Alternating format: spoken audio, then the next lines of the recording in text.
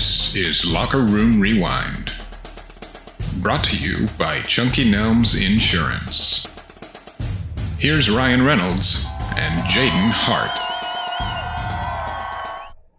Hello, everyone, and welcome to Locker Room Rewind, powered by Chunky Nelms Insurance. Save up to 50% on your homeowners, auto, or life insurance. Shop your rate with over 25 carriers. Call 325-223-0314 to speak with a live agent, or visit www.chunkynelms.com. Again, that number 325-223-0314. Chunky Nelms Insurance. Get protected today. I wonder if the Ballinger defense uses Chunky Nelms, because boy, are they protecting the scoreboard. Another shutout for the Bearcats. We'll get to that a little later. I'm Ryan Reynolds, the guy next to me with the orange hair.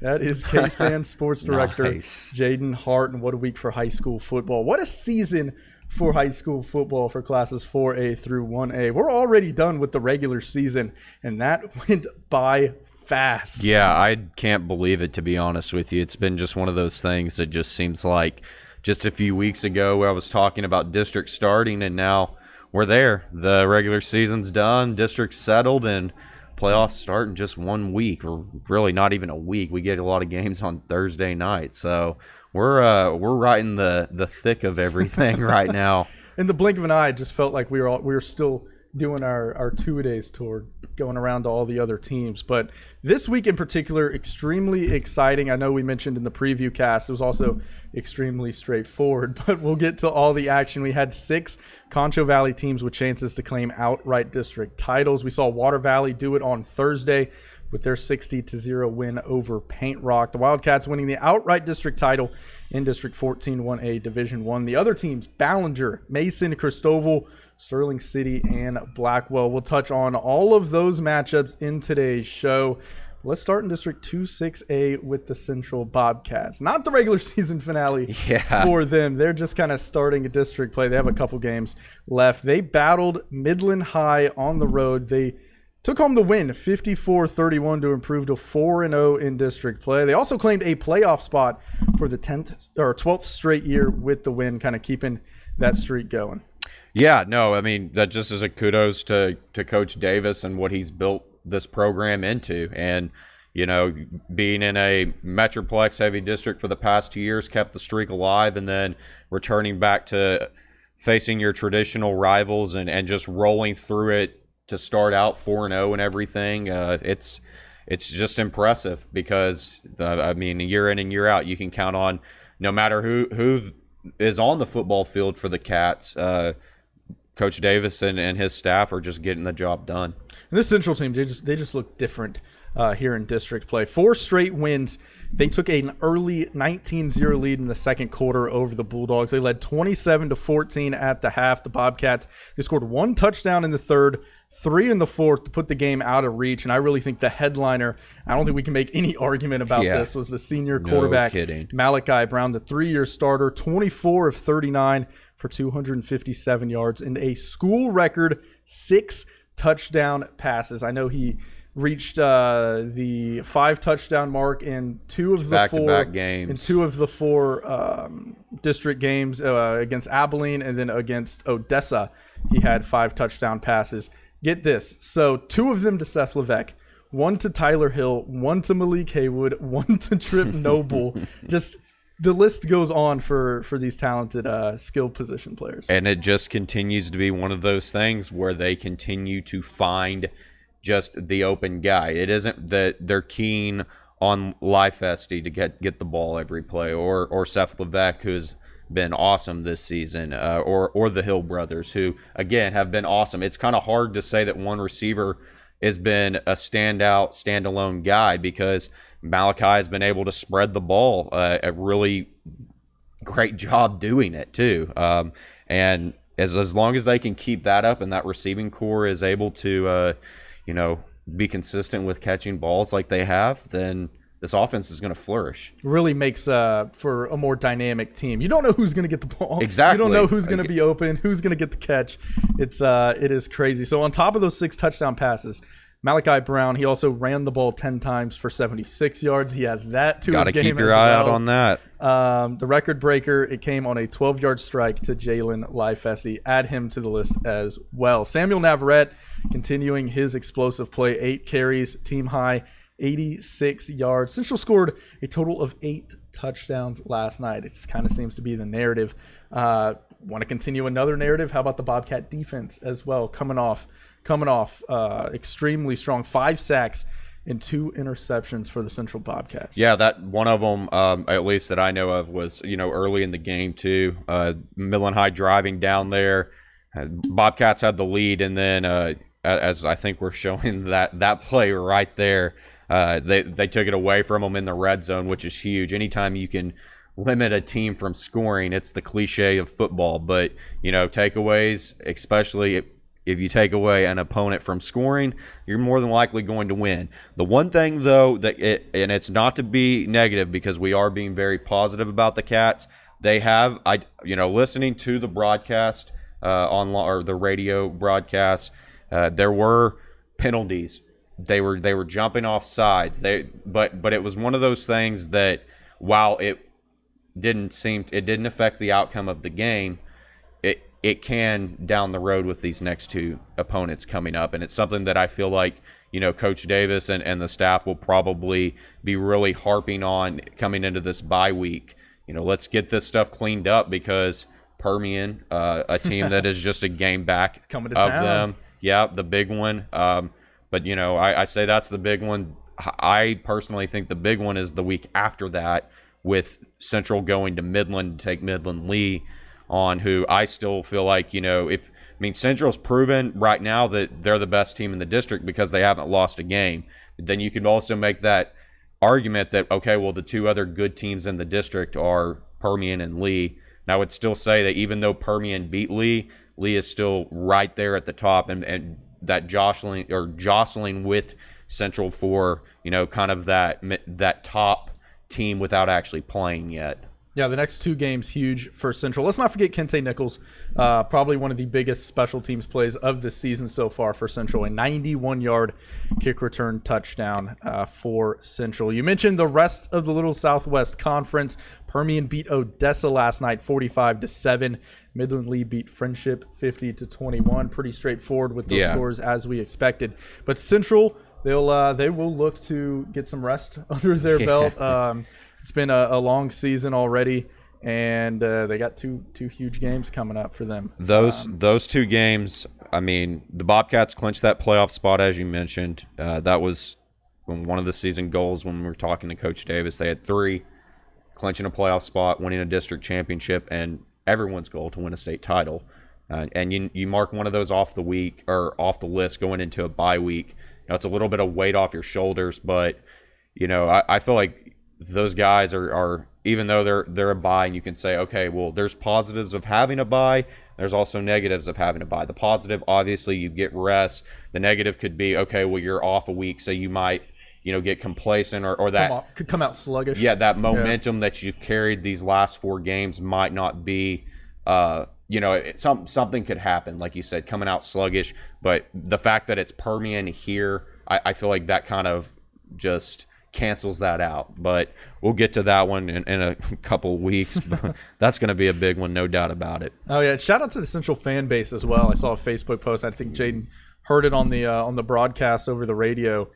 More Central fans than Midland High fans at Grande Stadium last night. They travel well, and that goes to show you just the importance of being back in a district where the opponents they matter, because it's these towns have been connected for years.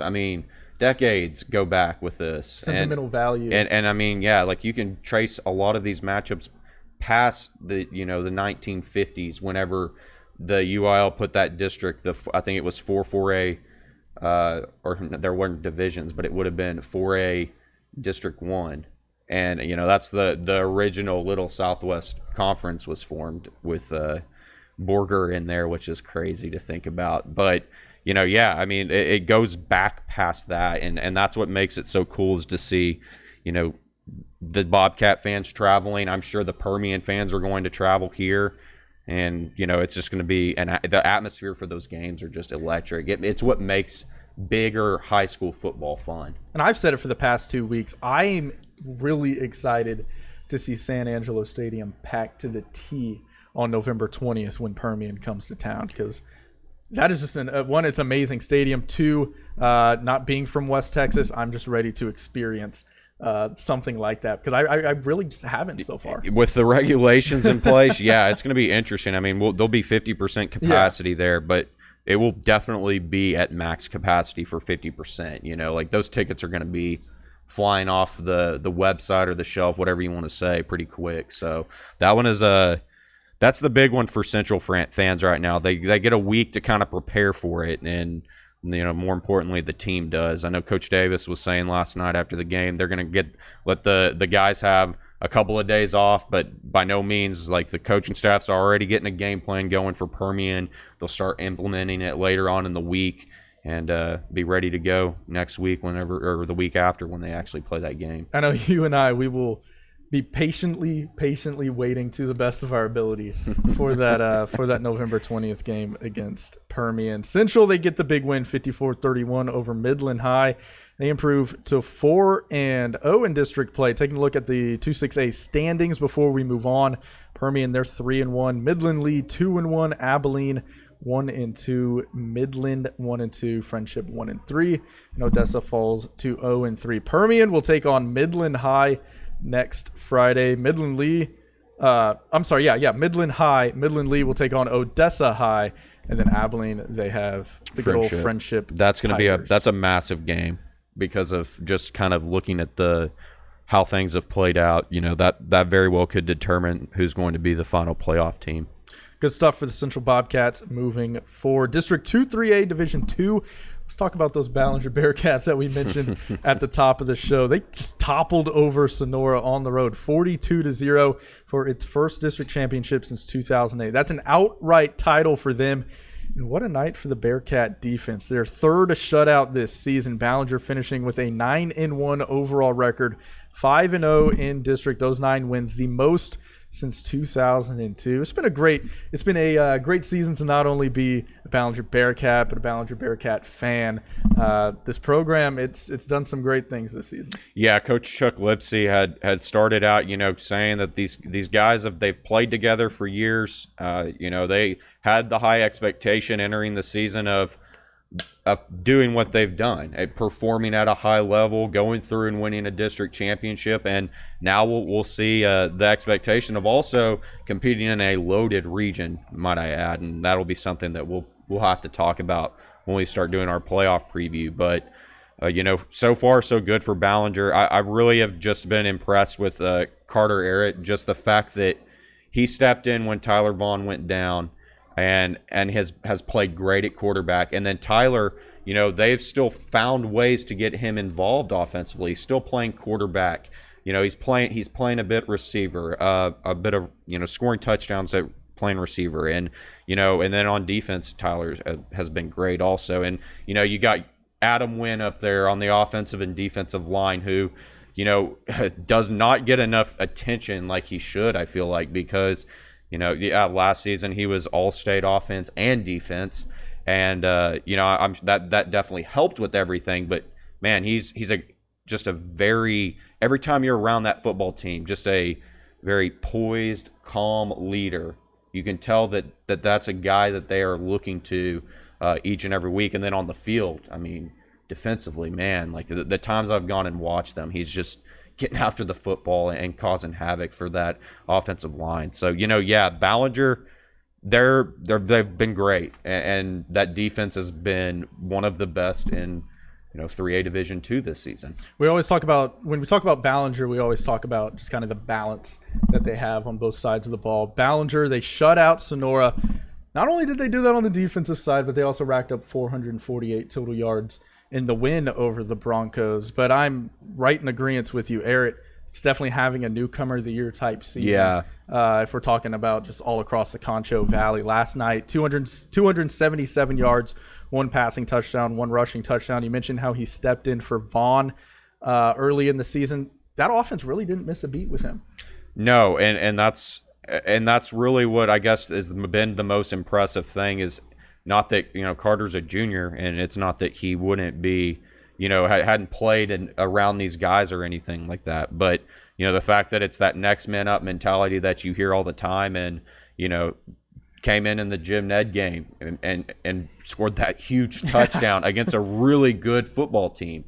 And, and then Tyler, just once he's came back, not necessarily, I mean, he's still getting out there on offense and doing his thing. Like, I mean, he doesn't have to be like, okay, I'm the starting quarterback once I return. It's that mentality of selflessness, the wanting to win, putting the team above me, the things that every coach says, but, it's hard to actually see people or teams accomplish. And Ballinger is a prime example of that. And, even dealing with losing a key player, Braden Bowman, early in the season, this team's legit. And, it's going to be interesting. They already are moving on. Matt Stepp, from Dave Campbell's Texas Football, tweeted out actually before we got started that Odessa Compass, who they were playing in the first round, I've been trying to figure out where that game was at. Well, I saw, okay, yeah, maybe that game's not going to get played. I had heard that COVID stuff had been going on with Odessa Compass, and turns out that they're going to have to forfeit, and so Ballinger's moving on. They're already going to the area round, and that will probably set up a game against Spearman. If I need to look at the bracket again, I've got it somewhere. I actually think I left it in the car. The bracket that I filled out last week, stuff could have changed, but I'm pretty sure Spearman would be the next team that they play, and that's going to be a massive game. Spearman is good. It's disappointing for the players for Odessa Compass, especially the seniors. I know we kind of talked about it off cam, just not being able to take in maybe being your last game on a high school football field. But I mean, you look at what's going on with COVID and forfeits, cancellations, all that jazz. This is a big open week for Ballinger now. Yeah, no, and that's huge. You're right. It's huge. Yeah. It's one of those things where you get a week to heal that heal your body out of focus. Yeah, I mean out of a district where you not necessarily. I wouldn't say that Ballinger necessarily grinded. It was a tough grind or anything. That Bangs game was, that game lived up to the expectation of what it should have been. Bangs is still a very good football team, but I felt like Ballinger, that game proved that they were just a clear cut above the rest. But I mean, other than Bangs, it's been cruising through district for Ballinger. So it'll be nice to have a week off and then get ready for a big game because like I said, Spearman is no joke. That whole district as a whole with Canadian and Canadian whooped up on Childress last night, which Childress is a good team. That's who knocked Ballinger out last year in the by-district round of the playoffs. And that could this is playoff stuff that we will get into, but that could be a team that Ballinger then sees if they beat Spearman, is the potential of maybe seeing Childress if they get past Idalou. That region's going to be really hard, but I think Ballinger's defense has proven itself time and time again that it could be up for a challenge like Spearman, like Childress, and then maybe Canadian, who looks like they're the number one team, and they are the number one team right now, but the number one team that people are looking at like, okay, like this is actually the number one team. Like just seeing a number one next to someone's name doesn't necessarily mean they're the number one team. Like they have proven that they're the best team right now in that classification. No cakewalk alert. No, exactly. But they're no, legit. we'll touch on playoff regions, paths and roads through the playoffs in a later show here in the next couple days. If you haven't already subscribed to the CVHP Locker Room Rewind podcast feed, this is a crucial time to be doing it with playoffs around the corner. We'll be talking about matchups. More specifically, it's good to do it because we're going to be seeing a lot of teams that we're not really familiar with. Well, and a lot of games, and a lot of games that will be a lot more competitive. Yep. These district matchups, a lot of them have not been just great football games to go and watch. There have been. Ballinger and Bangs was an awesome football game to go to. Sterling City and Westbrook going down to 6-man was a good game. Abilene and Central. There have been good district football games, and I'm sure I'm leaving a few out, but a lot of them have been blowouts. And now you're getting into a point, maybe not in the bi-district round. There are a few matchups that you're looking at like, okay, that's going to be a probably a really good contest. But, once you get out of the bi-district round and get into area round, that's when, those are the best teams. That's when that really is good football, and it's even more fun than really what it is already right now. And it's a heightened importance as well with it being win or the go obvious. Home. So Apple Podcast, Spotify, Stitcher, CVHP Locker Room Rewind. Subscribe to that, and you can hear us preview these matchups, recap these matchups, all of that good stuff. A couple more stat lines before we move on from Ballinger. We mentioned Carter with his 277 yards, 2 total touchdowns. Weston Rolowitz, 7 catches for 175 yards. Garrett Dixon, he had a team high 77 rushing yards and a touchdown. Tyler Vaughn, 2 touchdowns. Bo Perkins, 2 touchdowns. Bearcats, Ballinger, they claim the outright title 42-0 over Sonora. They finished District 2-3A Division II with a perfect 5-0 record in District. Bangs, they just stomped all over Brady last night, 76-23. The Dragons finished 4-1. They'll be the 2nd seed in that district. Sonora finishing at 3-2 after the loss to Ballinger. Brady will be that 4th seed at a 2-3 record. How about the Grape Creek Eagles? Yeah. Someone had to pick up a win in that game between them and Ingram Moore. It was the Grape Creek Eagles. We mentioned good district games. That was probably one heck of a game. Yeah, 22-21 yeah, 1-point was game. the final score. Which is funny because, when we had Coach Teal on weeks ago. Fan of the show. One of the first people we had on as a guest, we were really clueless about Ingram Moore, and I think we figured out where Ingram Moore is. They started out hot in non-district.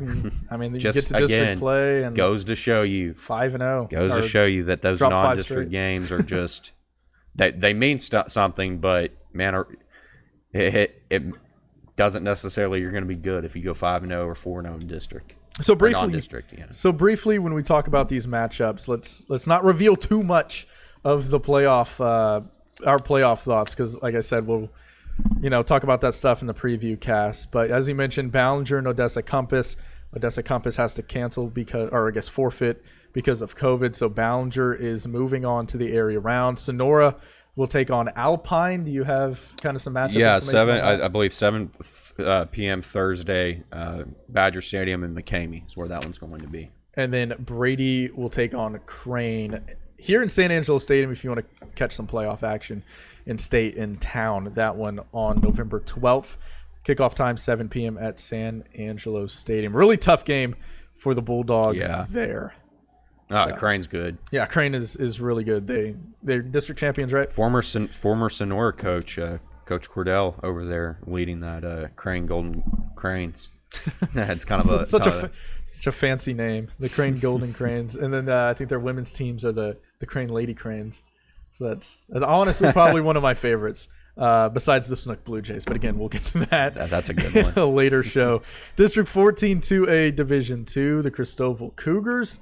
They also claimed the outright title in that district. They beat Miles 56-6.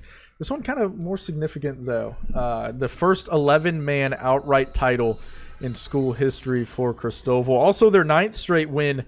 They haven't lost since the season opener against Wink. And if you ask me, you were out there. You probably more know than me. But if you ask me, from kind of what I tracked throughout Friday night, the really turning point and Christoval really started to step on the gas was after that blocked punt return for a touchdown where Josh Fava kicked it into another gear for Christoval. Yeah, so the first quarter was just, Miles was very, very controlling of the clock.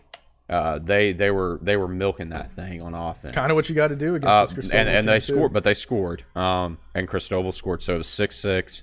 The Cougars then managed, after kind of getting shut down. Miles' defense was really doing a good job containing Braden Wilcox throughout the first quarter and then going into the second. But he kind of right towards about, I guess after about a quarter of the quarter was gone, if that makes sense. He was able to score on a run, and then the block punt happened, and then, like you said, the floodgates kind of opened. We had another touchdown by Wilcox to end out the first half, and then they continued to just pour it on third through fourth quarter. And it was just a typical Cristoval's defense doing what it needs to do.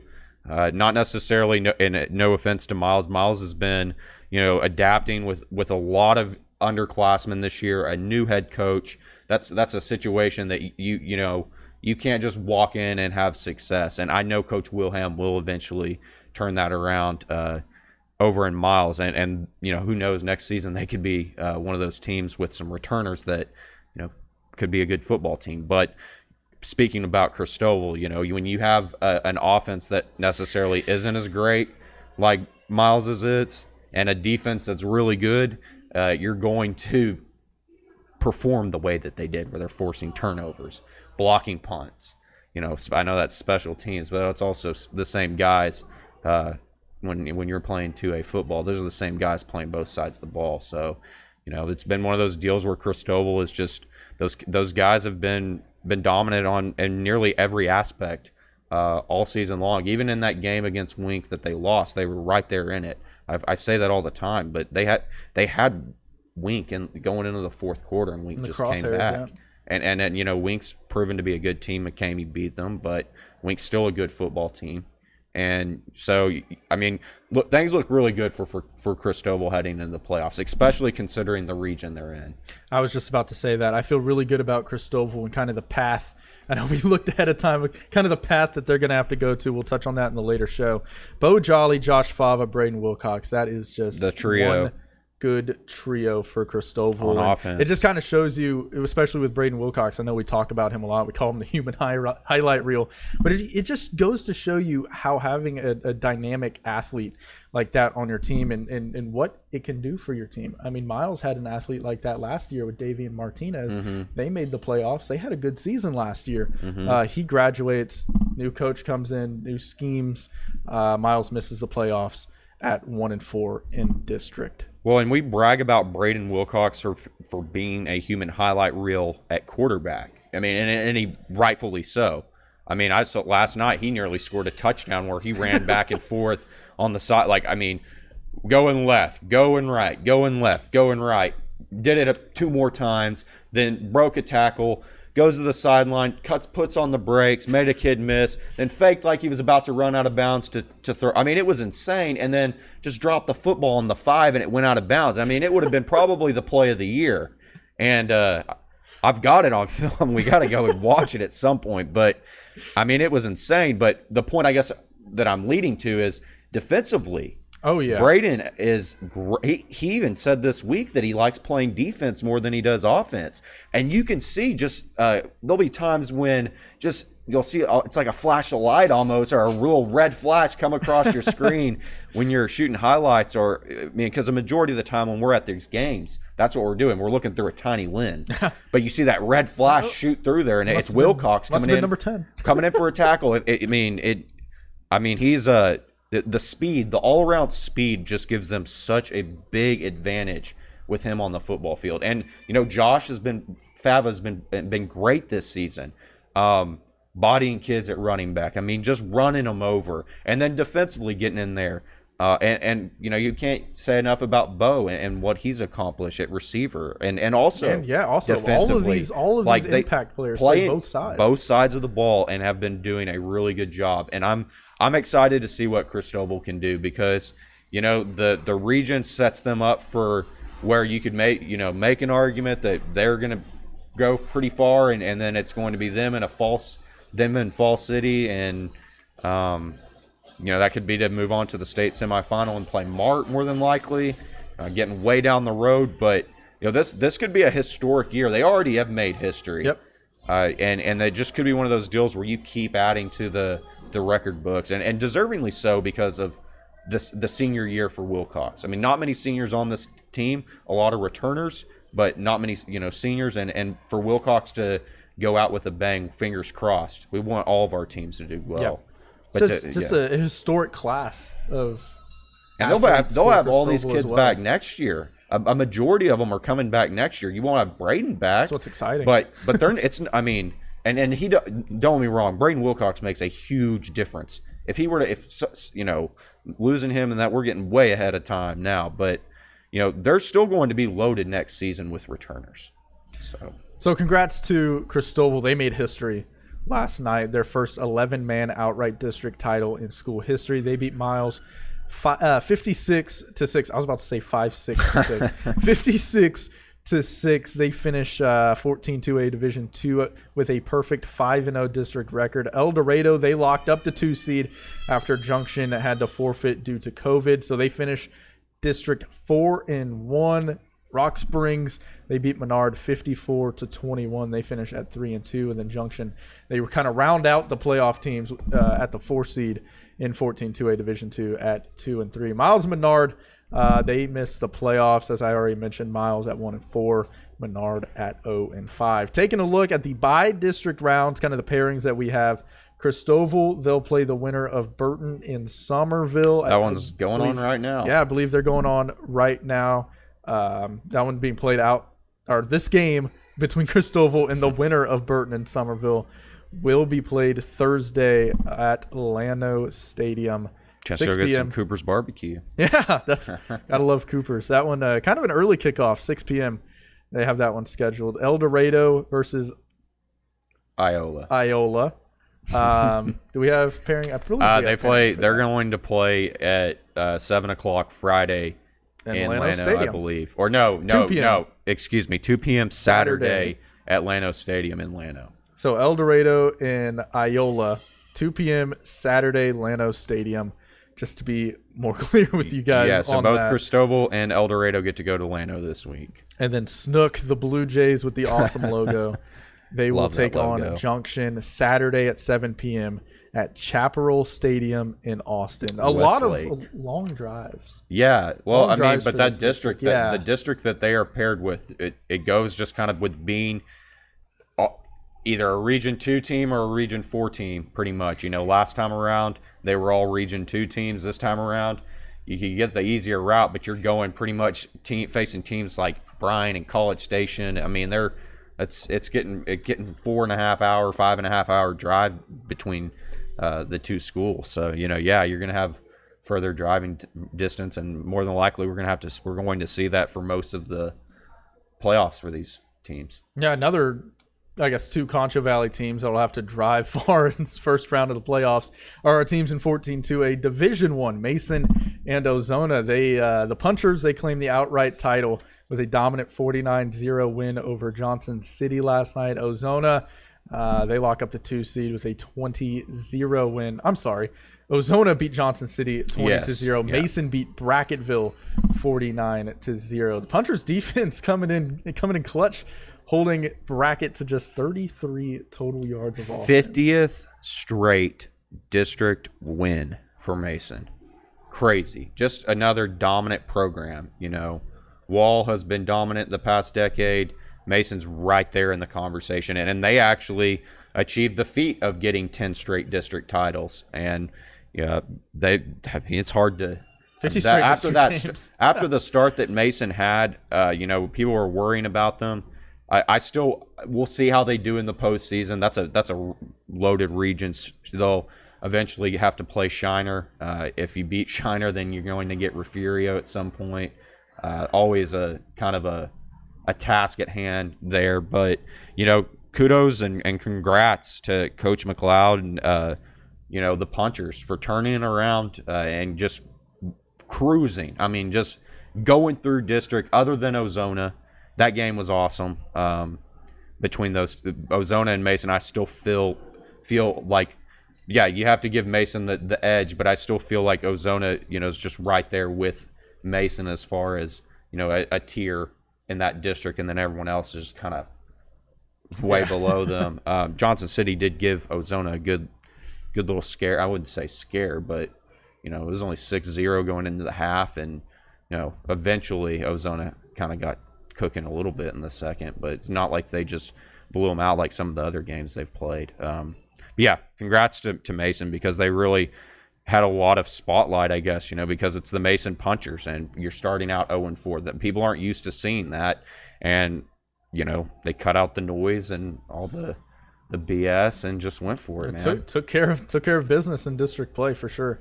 So I mentioned Punchers. They held Brackett to just 33 yards of total offense. Mason racked up 418 total yards of offense, just dominant from the Punchers. Matthew Kerr, 158 yards, 2 scores. Ryland Jordan, 2 of the really impact players on that Punchers team. Yeah. Jordan had 109 yards and 2 more touchdowns for them. So Mason, as you mentioned, 10 straight district titles. They won their 50th straight district game. Just incredible from them. The tradition lives on. They finish 14-2A Division I, 5-0.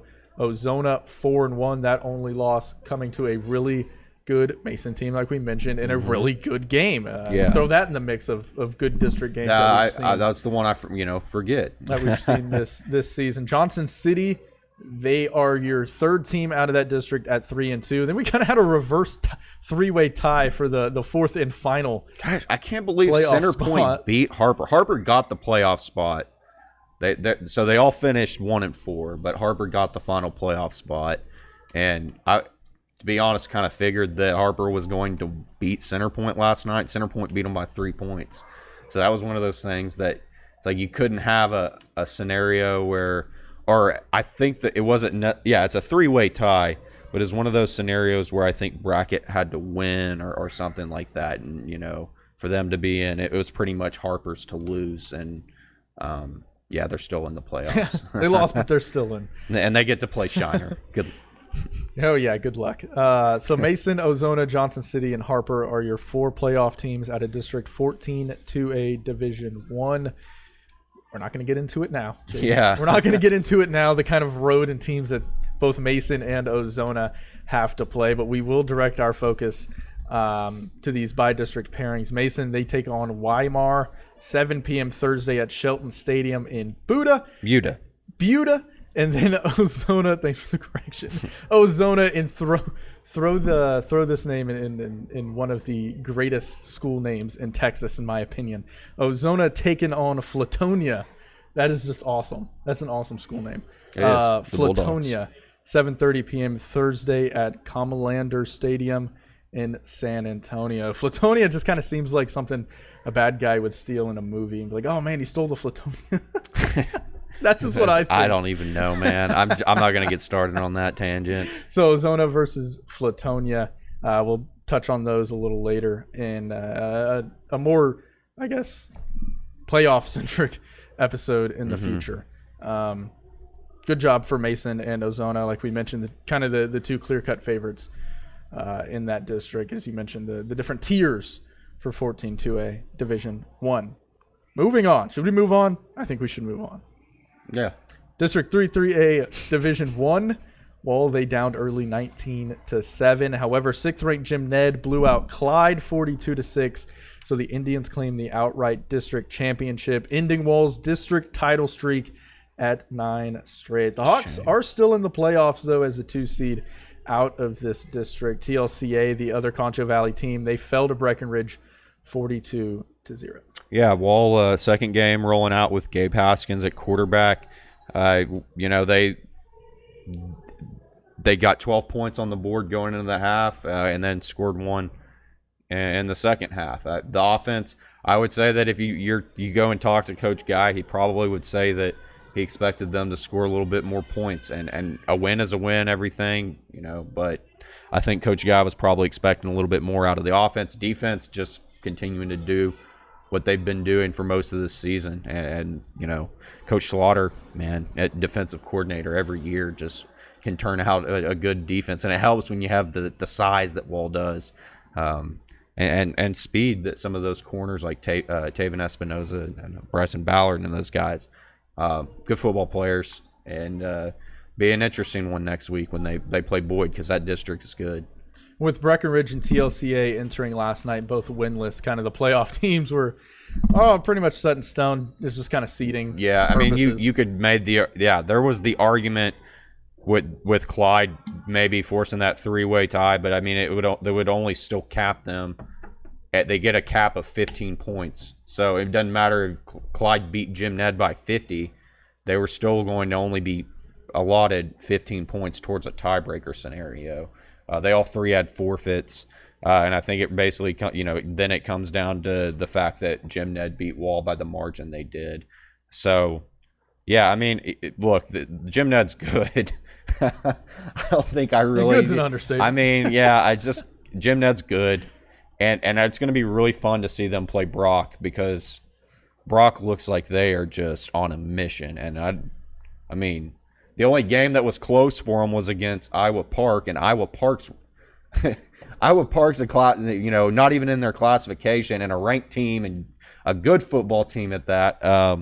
They won that game, and then you go and look at all the other ones. Brock's beating people by 40, 50 points, putting 60, 70 up on the board. I mean, it's going to be that region's hard, and fortunately for Wall, they're not on the same side, so. Maybe they get a chance to play Brock in that regional final. So Jim Ned, Wall, Clyde, early. Those are your 4 playoff teams. Wall with the 2nd seed finishing at 4-1, and they'll take on a team that they're familiar with in the bi-district round. They'll travel to Lions Stadium in Dublin. They'll take on Boyd at 7 p.m. I might think about making a trip out there to see the Wall Hawks play in the bi-district round. I think that should be a pretty good one. Jane, let's move the show along to something that I know you're really excited about. Six-man football.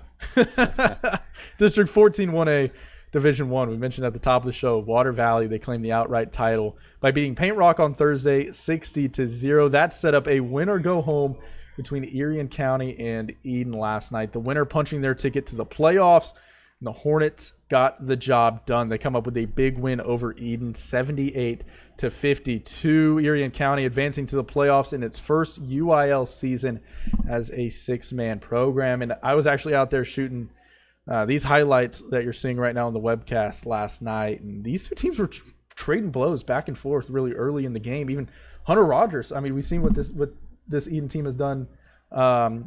Without Hunter Rogers, they've been slower, they've been sluggish, They haven't put up as many points. Eden entered this game averaging only 21 points per game.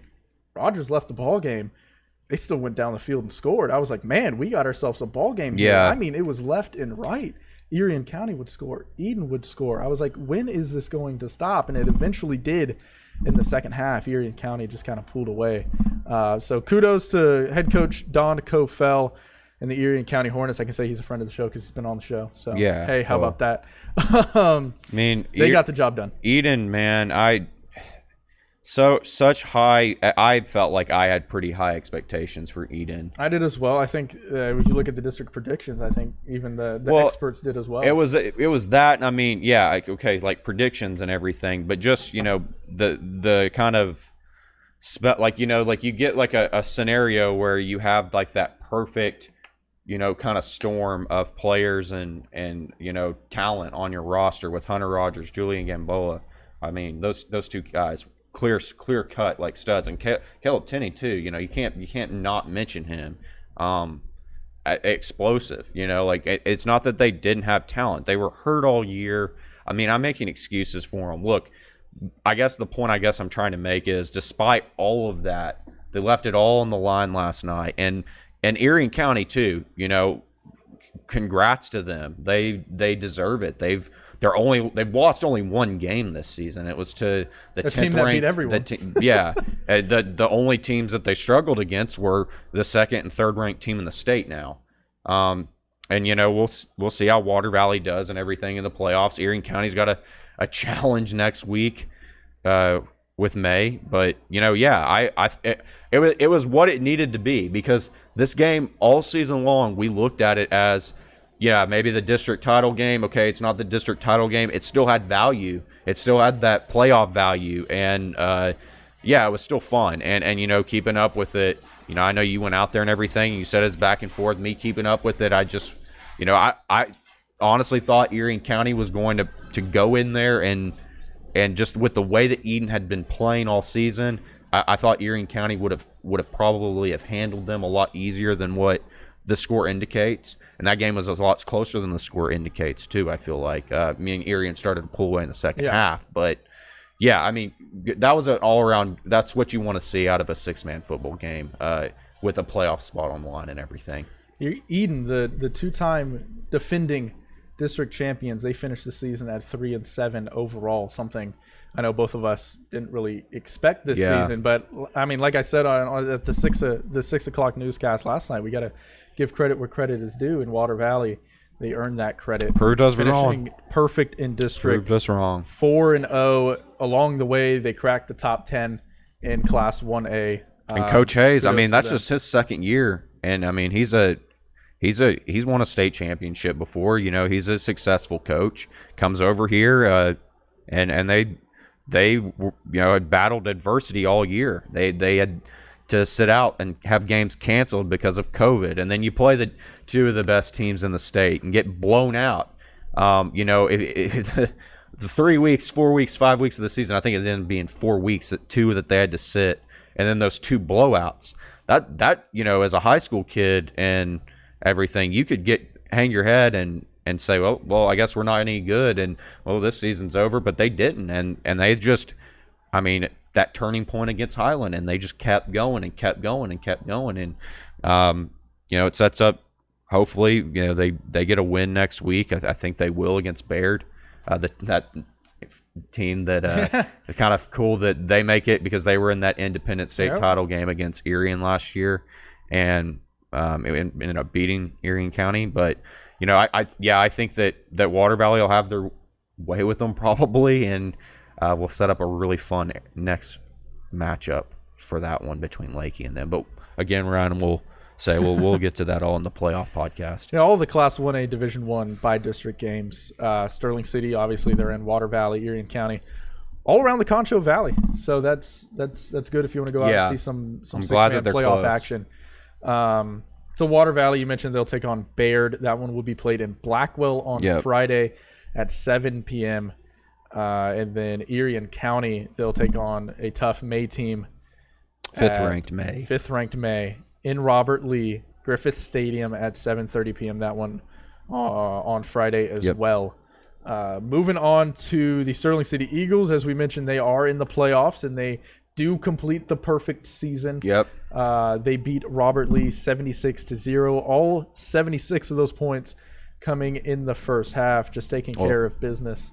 I mean, that's just and again, it's just kind of scoring in every way possible. For Sterling City, they had 2 scooping scores last night. You can add that to what they did to Highland last Saturday with 2 kickoff returns for a touchdown and a pick 6. Sterling City, they can just score in just about every way possible in the game of football. You know, and Coach Cisco's telling me last night that he thinks they're just, you know, continuing to get better too each week, and that's pretty hard to say whenever you've played the schedule that Sterling City has. I mean, basing things off rankings, I mean, and quality teams for that matter. You know, the schedule that they've played, the second, third ranked team in the state. They played Happy, who's good. They've played May, the 5th ranked team. So 3 out of the top 5 they've already beat.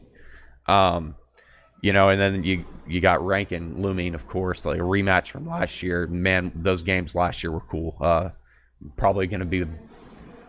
We'll get to it, but one of those things that could determine a state champion right then and there. So, but no, I mean, look, I can brag about Sterling City for a long time, and I will say this: one thing that's really cool, Sterling City, getting the district championship, like it's the first one I think since 2015. It's every year it's been kind of like they're almost there, they're almost there, they're almost there. Or at least the past 4 years, 5 years, they've almost been there, and then they get snagged up in one game. But the really cool thing, this is the first time that they've finished the regular season unbeaten, like perfect record through a regular season since 1973.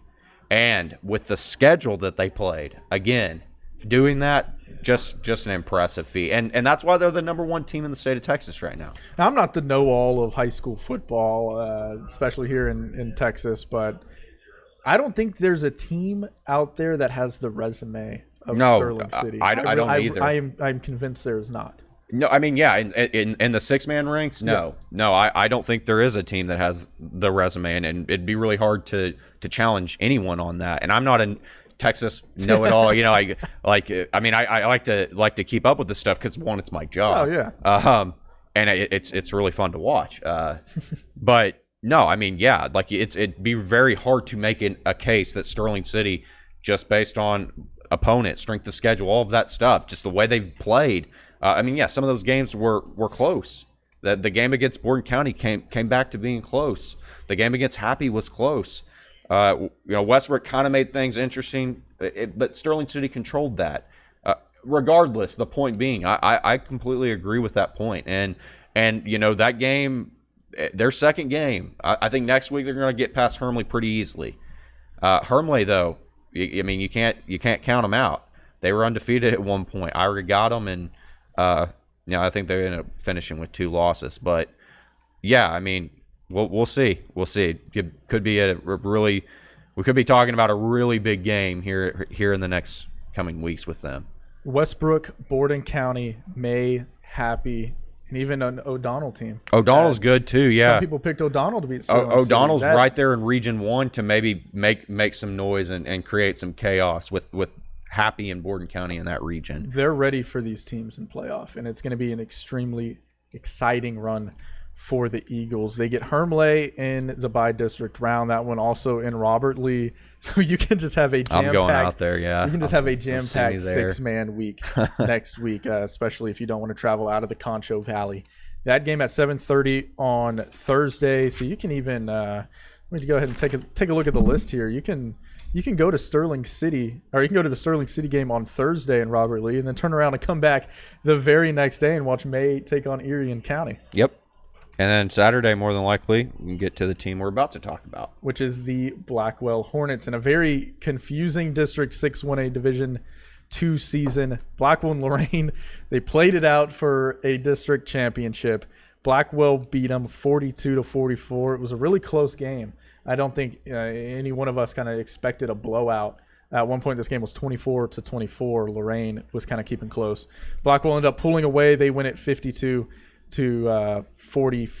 The Hornets just kind of proving that they're just the best team in the district, as they were predicted. But it was a good, that was a good game. Yeah. I mean, I tried to keep up with it. 1A fan who does a great job with their coverage was just, they were keeping me updated. I didn't listen to the broadcast because I was in the midst of putting the show together, but I was checking Twitter and they were tweeting out the scores. And yeah, man, I actually wish that would have been a game that I really wish I could have gone to and watched. And the fact that they've been just playing all over the place with Trent last week, I mean that whole thing, and then taking 3 weeks off, and it looked like they weren't going to get to play even this next playoff game because Sierra Blanca was doing remote learning, I think, until the 16th.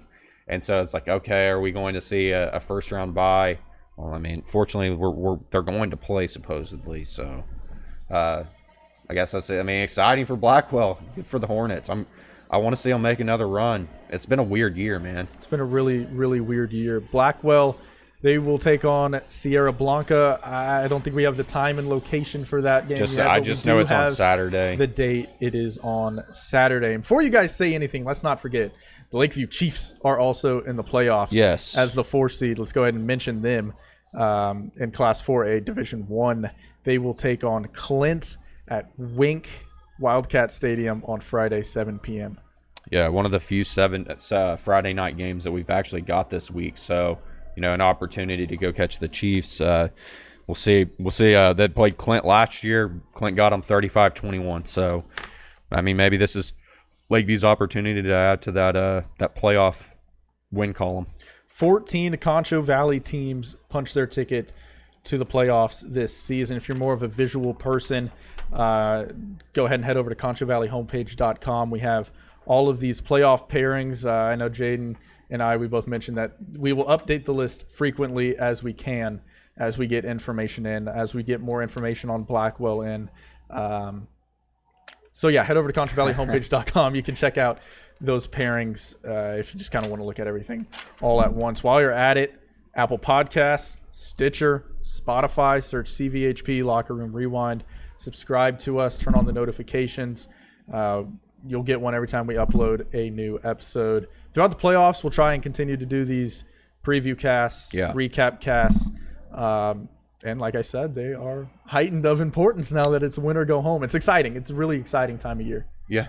I'm just worn out, man. I'm got dragging. 3 hours of sleep. We're dragging. At the Veterans Parade today, if you guys are watching this, it was great seeing everyone out there kind of supporting our great country and celebrating our veterans. Yeah, so, of course. No doubt. If you serve time with us, with the United States of America, thank you so much for your service. As always, I know I come from a family that has a pretty hefty military background. Yeah, really do appreciate it. Until then, we will be back with a special playoff podcast. We're still kind of working out the logistics. Probably Monday or Tuesday. On the date, we are thinking Monday or Tuesday. But like I said, you'll find out when that goes up if you're subscribed. So subscribe to the CVHP Locker Room Rewind. Until then, we will probably have 3 shows next week. We'll have the playoff show. We'll have I guess the playoff show can be the preview show. So the standard 2 shows next week. Until then, guys, stay safe, stay humble. It's great to be an American. God bless you all, and have a good weekend.